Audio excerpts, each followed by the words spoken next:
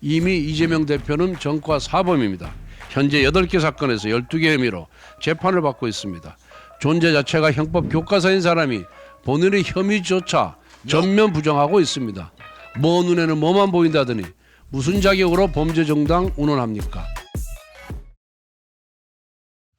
어제 현장 간담회를 통해 우리 반도체 업계의 목소리를 경청하는 기회를 가졌습니다. 현장에서 느끼고 있는 위기감은 생각보다 심각하고 절박했습니다. 업계 관계자들이 이구동성으로 지적하는 것은 반도체 산업은 글로벌 경쟁이라는 것입니다. 중국, 대만, 미국의 경쟁 기업들은 지금 이 순간에도 장시간 근무하며 치열하게 연구 개발에 몰두하고 있는데 우리는 규제에 발목 잡혀 있다고 하소연하였습니다.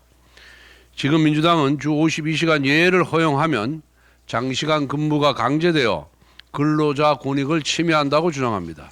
그런데 정작 현장에서 일하는 분들이 주 52시간 예외를 강력하게 요구하고 있습니다.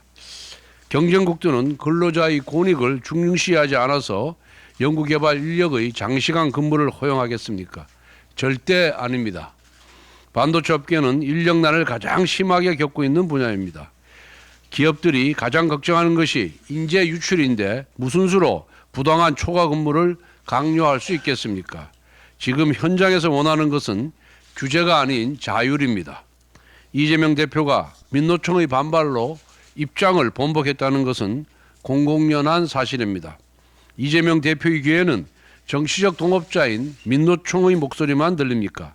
산업 현장의 절절한 목소리는 들리지 않습니까? 더 늦어지면 안 됩니다. 조금의 차이가 압도적인 격차를 만드는 것이 반도체 산업입니다. 우리 경제의 미래를 위해 주 52시간 유예를 포함한 반도체 특별법을 반드시 2월 안에 처리해야 합니다. 오늘 여야정 국정협의체에서 이재명 대표의 초당적 협력을 기대합니다.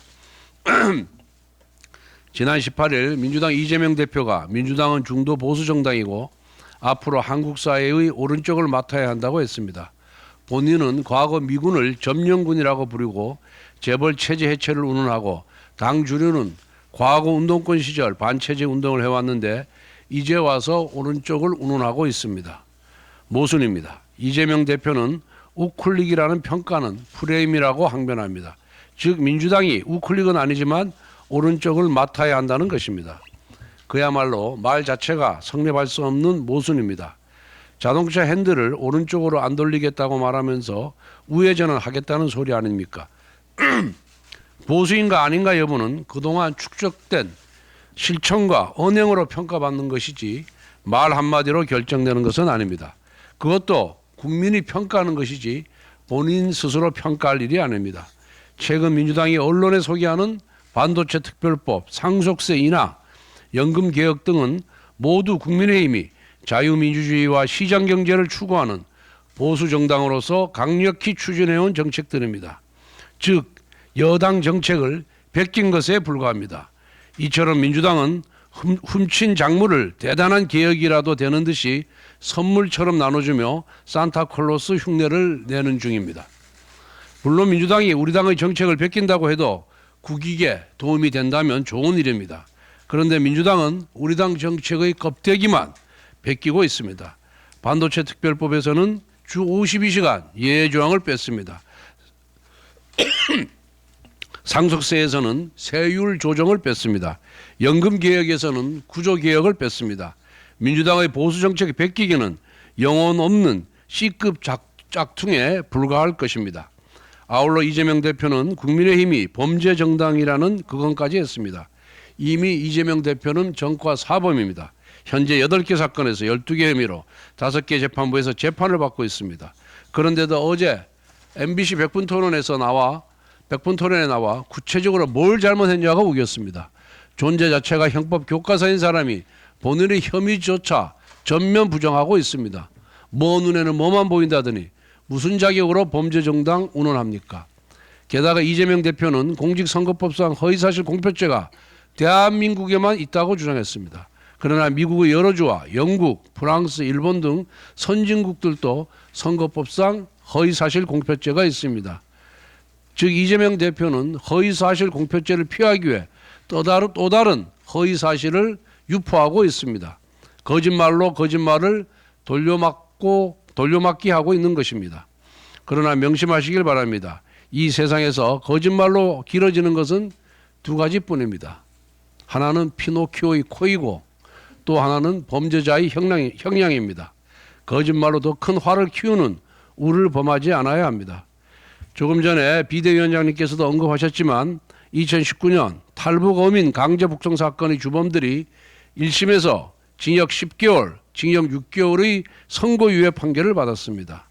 탈북 어민 강제 북송 사건의 본질은 살인 방조입니다. 포승줄에 묶여 강제로 북송당한 청년들은 수사와 재판도 없이 북한에서 단 며칠 만에 처형당했는데 반인권적 처형의 방조범들은 6년 만에 고작 몇 달 징역형 선고유예를 받은 것입니다. 불공정합니다. 6년 전 처형당한 청년들도 정의월 실장, 서훈 원장과 마찬가지로 몇 년이 걸리든 충분한 수사와 재판을 받을 권리가 있었습니다. 김정은 정권과 문재인 정권이 인간으로서 당연히 보장받아야 할 인권을 잔인하게 박탈한 것입니다. 그 이듬해에는 서해상에서 어업 지도 활동을 하던 우리 해양수산부 공무원의 인권도 무참히 짓밟았습니다. 이게 바로 김정은, 문재인 평화수의 실체입니다. 북한에서 태어났다는 죄로 충분한 재판도 못 받고 처형당해야만 했던 청년들에게 깊은 안타까움을 느낍니다. 국민의힘은 다시는 이런 비극이 없도록 하겠습니다.